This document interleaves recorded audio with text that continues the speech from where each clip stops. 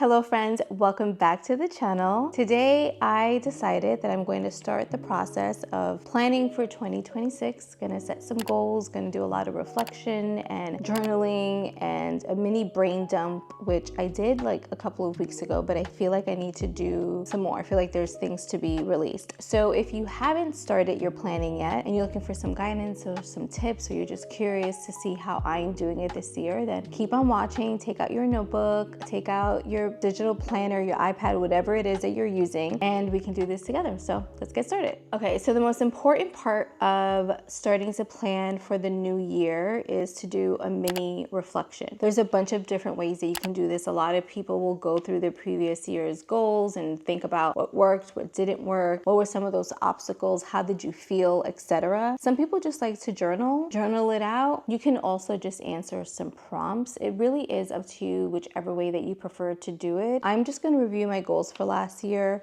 I attempted to do two new things, which there's nothing wrong with trying anything new. You never know what will work for you and be beneficial. I think my biggest obstacle last year was that I introduced one too many new things to try, and I knew better because I know what works best for me and what I actually prefer, and I abandoned that because I was trying really hard to be a Notion girly, and I watched a lot of tutorials and I tried so hard to figure it out, and I spent so much time trying to create a template, a page, a board. It was useless, honestly. I should have stuck to what I knew. The other thing that I did that was new, that I won't say was useless, but I'm looking at it from a different lens now, was I attempted to do the 12-week year plan, and I really only had like 2 goals on here, and then I broke it down to tactics and actions and gave things like a due date if it was applicable. And then I also did like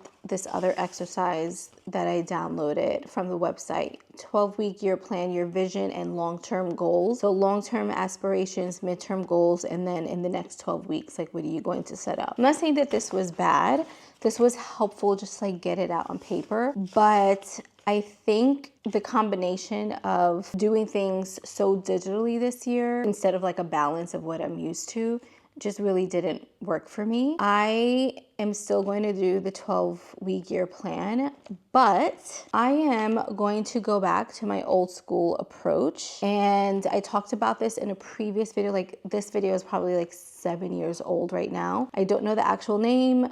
I call it the 4-quadrant method. You could do 3. I'm going to go back to that because I really like that method. It helped to really ground me. But the first thing that we need to do is some self-reflection, like I mentioned. So I'm just going to go through my little list and take the time to just cross out the things that I just failed at, and then review my long-term vision and goals. I really want to just stay focused on the year for now. Not to say that long-term visions are bad, but I think with this, I didn't break it down and get specific enough for each goal. And I think I just overcomplicated things. When I was thinking about what is my word for the year, I really couldn't think of it. But when I was thinking about what do I want to feel, or how do I want my systems and processes and routines to look like, that word is simple. I just want to simplify things. I don't want to cause anything to be so overwhelming that I get paralyzed and feel like I don't have the time or the energy or the headspace to do it. I think that if things are just simple for me, I will be better. So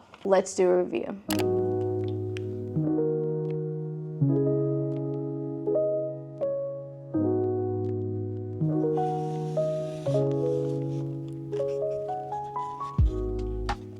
Okay, so something else that I'm going to do as part of my reflection is to go through some journal entries. I have 2 different journals. I'm a huge journaler. One I use for my morning pages. If you guys don't know, I started The Artist Way like 5-6 years ago, and Morning Pages is a part of the program. Morning Pages is just like a morning dump. It's a stream of consciousness writing. You write 3 pages, and I have a specific journal for Morning Pages, and then I have a separate journal that is just more like in the moment. If there's something that I need to just get off my chest and out of my head about, I have a separate journal for that. Now, the reason why I like to do this, also, this is something I got from The Artist Way, but I like to look at old journal entries just to see the transition between what I was thinking and feeling in a very specific moment, or what sparks of inspiration that I had, new ideas that I probably forgot about, just to see like if there's anything in here that I actually really want to do for 2026 and I want to add it to my goals. I always like to think about it like,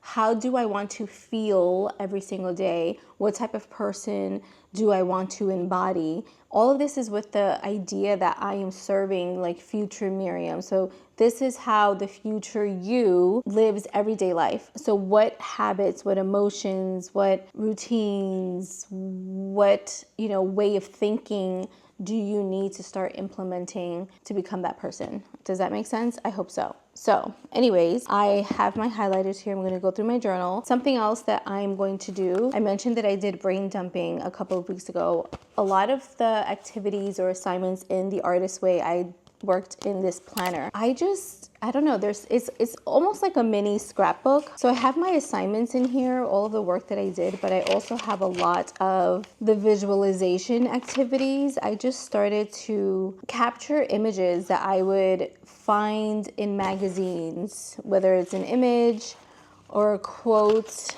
anything that like really inspired me or spoke to how I want to feel or what I want my life to look like.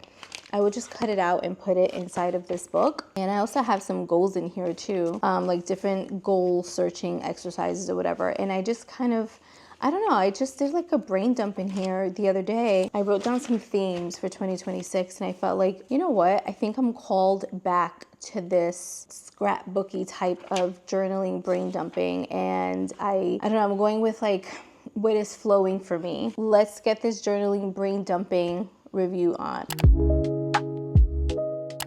This is why I love reviewing my journal entries, because I'm like, wow. So I'm only a few pages in, but I had to stop just to share very briefly like some of the things that popped out at me that I feel I need to like jot down in this book and keep top of mind as I start my goal setting and my visualization. I have been really big on how I felt about certain relationships in my life, and I'm calling out the level of reciprocity that I need, which I feel is really important. I am talking about showing up for myself, even if that means that I have to cut off certain people in my life because they're bringing me down. I'm talking about, this is crazy, revisiting a moment. Like this was years ago where I kept people around that I knew I shouldn't have, and how damaging that was to me. That's a lesson to not do that again. And then I'm talking about wanting to do more outdoor runs, which I really didn't do until recently. And so I definitely want to keep that up for next year. And then I think the biggest one for me that I just want to share with you just as a reminder, I put, you can start the year with a bunch of goals and then realize they don't really align anymore. And that's okay. And I'm sharing that because we'll get to this a little bit later. When I did my vision board for 2025, I did something that I have never done before, which is I didn't hang it up. I don't know why. I don't know why, but it's so rare. And because I didn't hang it up, it wasn't front and center. Those images, those words, everything that I put in there wasn't front and center. And I don't think I'm making a new vision board for 2026. What I'm going to do instead is update my 2025 vision board with what's current for this year, current images, words, quotes, etc. Because a lot of the things that I have on there still fit. They still align. And whatever doesn't, I'm just going to remove it. Because I think that when it comes to your vision board, you need to leave room for new discoveries, leave room for those new goals, leave room for when life happens and then something that you have on there is just not possible in the moment. I think your vision board needs to be very specific, it needs to be attainable, and it needs to reflect like where you are right now. That's not to say you can't think ahead, but like we're making a vision board for the year, not for like the next 10 years. Do you know what I mean? Anyways, I'm going to keep reading because I'm like, wow, I wrote that. Such a good reminder. reading parts of my journal entries. I went back to June, so 6 months ago, and I had so many really good reminders, like phrases that I could use as mantras. So I took the time to write some of those down in my little book. I also wrote a list of things that I'm leaving behind in 2025. Now we're gonna get into the goal setting portion. This is the 4-quadrant method that I mentioned to you before. You don't have to do 4 areas if you don't want to. You can only do 3 if you want. I've done this a couple of ways. This time I'm going to use some post-it notes to represent each area if I can. Actually, I think I may need, no, this is going to be perfect. I'll just do 2 on the top and 2 on the bottom. Perfect. Okay, so all you need is a notebook, a ruler or something to help you draw some lines. You don't have to use the post-it notes. You can just title each section as you wish and then write down your goals underneath it. I'm going to do the 4 quadrants in here. I'll have 2 categories here and 2 categories here, so each color of my post-it notes will represent something. I'm one of those people that's really weird, like 3 of these all are unlined, but the blue is lined, and I know it's going to drive me crazy visually, but whatever, that's what I have. So let's get to drawing our quadrants and deciding which areas I'm going to focus on and writing down some routines, tactics, mini goals underneath them. And then after that, I will break it down into quarters for the 12-week year. And if I see that a goal will likely take 6 months, then I'm just going to merge them. So let's just see how this goes. It may just be 3 goals, not 4.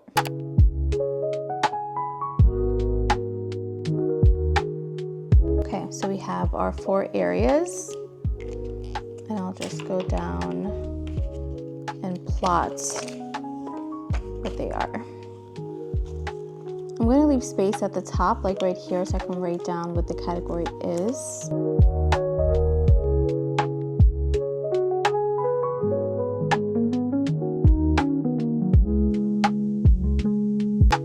Done with my categories. And the good thing with the post-it notes is that if I want to change a goal, I can just remove that, put a new little post-it note on and adjust it. I have personal growth, health and body, financial, actor, and creative, actor/creative. I put them together because I feel like they're very intertwined and there's only so much I can control when it comes to my acting career. But I do have things on here like wanting to sign up for a scene study class or an acting class. Hopefully I can find something that is within budget. Some of them have been very, very expensive lately. But yeah, I'm really excited about this. The one that I'm most excited about is my personal growth. I really want to be more consistent with my reading. I've always been a huge reader, but I am a slow reader. My pace has always been slow, but it's severely decreased since COVID. Long COVID brain is no joke. And so I take a lot of breaks because I just feel very overwhelmed and like my brain always feels so cloudy. But I do have on here, I want to read 12 books a month. I think I've mentioned this before, but I'm really into like the brain of a creative person, neuroscience. I just want to learn more about that. So I have that on here. I'm basically creating like my own little curriculum. I came across this girl's video today that I'm going to watch about how to create a curriculum for yourself. So I'm really excited to watch that. I originally had not a long list, but I originally had a list of books that I wanted to read. I was thinking of reading one by Joe Dispenza first, but I was doing some cleaning and I completely forgot that I had this book that I had been wanting, and I forgot about it because it was inside of a bag. So out of sight, out of mind. It's still in this plastic, but the book that I'm going to read, The Mountain Is You. I've been wanting to read this for so freaking long, and I'm so happy that I have it. I'm the type of person that likes to have a dedicated book, like a dedicated notebook to write notes of the books that I'm reading. And I'll use a lot of post-it notes and like little markers and things like that. I'm still gonna do that, but since I have my Remarkable, which I typically use for my daily to-dos for work, I am going to put this to use. And I'm going to use this to jot down any notes that I have from the books that I'm reading. So excited to just put this to use more. The next thing that I need to do that I recommend for you guys, now that you have like your goals and you kind of wrote down whatever your routines and tactics and things are, next is to decide what type of planning system you're going to use to help you stay on track. You can do digital if you want, if you love Notion, like I said before, or what's the one that's like the digital planner? It's GoodNotes, I think it's called. Whatever. Just use whatever you want. I am sticking with my Google Calendar. That's what works for me. I'm going back to Asana because the flow of that makes sense for my brain. And the biggest thing is that Asana has alarms, and the Asana app is really, really good on Android. One thing I really want to be better at this year is to properly plan my artist dates. Now, of course, if I'm inspired to have an artist date, I'm just gonna go do it. But when I say plan them out, is I wanna do more activities. I wanna go to the theater more. I wanna take more like creative classes. There are just certain things I want to do to fill my creative well. And some of that might require some money. And so I really want to make sure that I am scheduling time on my calendar for when I'm going to book those activities so that I don't forget and I have something to look forward to. I'm thinking maybe one big artist date a month, you know, like the ones that require the planning. So I have that on here. I'm gonna take some time to do my digital setup. I'm gonna rework my Google Calendar, change the colors and plan everything out, make sure that I have my check-ins scheduled in there, because I think that was the biggest mistake I made last year when I did the 12-week plan is I didn't have my check-in reminders, my weekly check-ins. And so I have weekly check-ins for a couple of things, for my personal growth section, for health and body wellness type things, and for financial. I just want to make sure that I am